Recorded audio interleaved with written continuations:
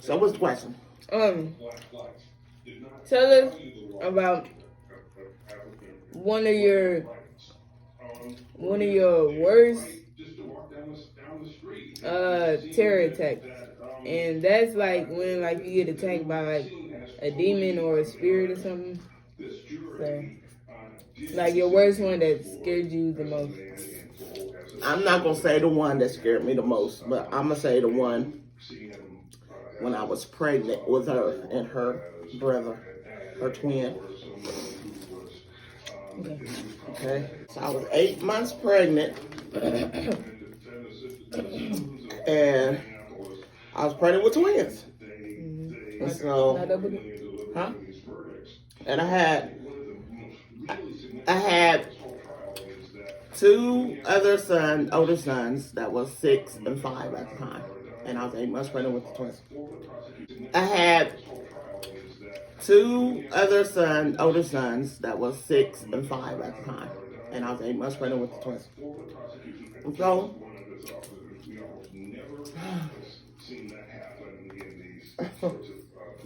to know me,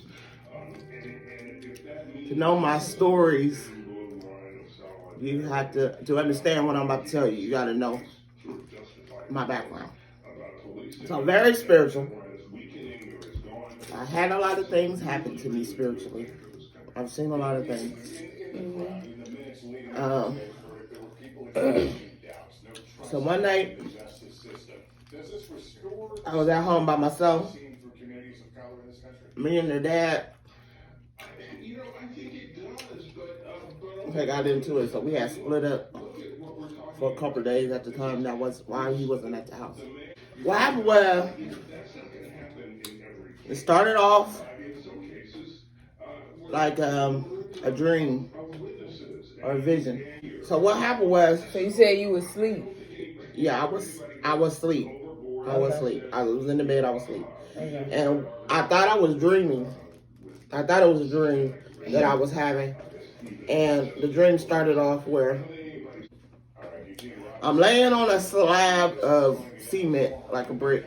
This was a dream? A dream, yeah. But I thought it was a dream. I was laying on a slab of cement, like it was dark in this vision. It was dark, and I'm laying on this cold slab of cement, and I'm like looking around, like, what in the world? What is this? Immediately, I knew it was something demonic or something wrong, like a nightmare or something. And so I'm capable of if I'm having a bad dream or about to have a bad dream, I have capabilities to wake myself up. So usually I can shake myself, wake myself up, and as I'm waking up, I'll get a bad headache, but I'll wake up from it. Yeah, everybody can do that. So what happened was, I tried to shake myself up out of it. I thought, because I seen it, how the scene was. I was like, oh no, this ain't good. I said, oh, let me change the channel. I said, let me wake up, right? Yeah. And so I started to wake up, but then I noticed that I wasn't leaving the room. Like, you know what I'm saying? I was coming more aware of my surroundings, but the surroundings wasn't changing. And so I was like, oh God, I said, I knew I was like in a state of dream. I knew that this, wasn't reality. I knew, like, you know what I'm saying, this is like a dream or something. This is what I'm saying to myself. So I'm like, oh God, I can't wait myself. I said, okay, well, I might have to sit through this one, and I might have to see what happens. And so next thing I know, out of the black shadow, out of the corner, and please excuse me when I laugh, because everybody think I'm crazy when I start laughing, because I don't know what else to do. But anyway, out of the shadow, him having this black shadow, this black creature. It was black. It has a black veil over his face, but you can see through the veil and see his face, and his face was white. And that thing came up beside that slab of brick and grabbed my hand. Now, 1, 2, or 3 things you don't supposed to do in dreams or visions. Well, really dreams. Not necessarily vision, but dreams. You don't supposed to smell, you don't supposed to see in color, and you definitely don't supposed to feel. Okay, in dreams. So, this thing came beside me and grabbed my hand. I felt it grab my hand. I felt it. And its hand was cold as ice. And then it said my name. It said my full name. It said Verone Creighton. And I said, this is me in the dream. Screaming, no! Sitting straight up on a slab of brick. And as I did that, in reality, I sat straight up in my bed screaming no. But as I was screaming no, sitting up, I heard this. And all the power in the house and around the house went out. It was pitch black. And so I was scared to death. I bigger than the house with them. And I went in the next room with my other 2 sons. Well, hold on. So you said when you woke up from the dream, you was yelling no in the dream. And then you woke up screaming no while sitting up. Right. And then, but while that was happening, as I was screaming no, I felt what happened was that was death. And I felt like whatever realm death is in, I pulled it out its realm and I brought it into our realm. And bring no devil over. All the power in the house went out. All the power outside went out and went in the next room. I picked up both of my sons. 8 months later, I picked them both up. And I brought them in my room. Mind you, I couldn't see the hand in front of my face. It was so pitch black. And it was that black? Moonlight? It was black like the vision started. That's why I really felt. And then when I sat up and I was screaming, no, I could feel the pull. I could feel myself pull it out of its realm into our reality. That was so scary. And I was shaking. I was scared. I was crying. I said, Ocean. My oldest son, he'll get on here and tell you because he remembered like it was yesterday. I said, will you go in the front room? I didn't have a cell phone then.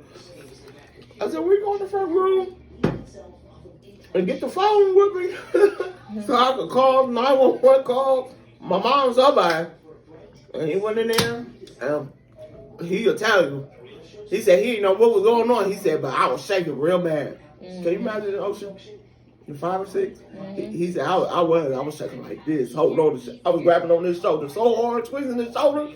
And he didn't know what the hell was right. All he knows, I woke him out of sleep, his pitch black. He like, what the hell? He can't see something, but he guided me to the front room.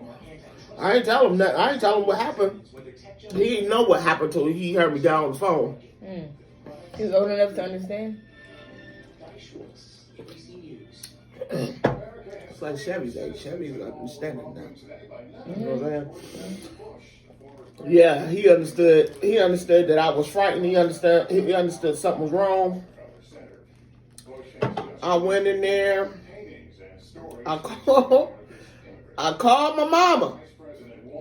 That's the first call I made. I called my mom. I said, Mom, because my mom, she knows my history, of course. Passes down. I said, Mama. I said, Mom. I said, start praying. I said, start praying. I said, something's going on. Something just happened. I told her what happened. And she said, Rhonda, call the electric company. I called the electric company. And they told me, ma'am, we don't have any reports of no outages in that location. So,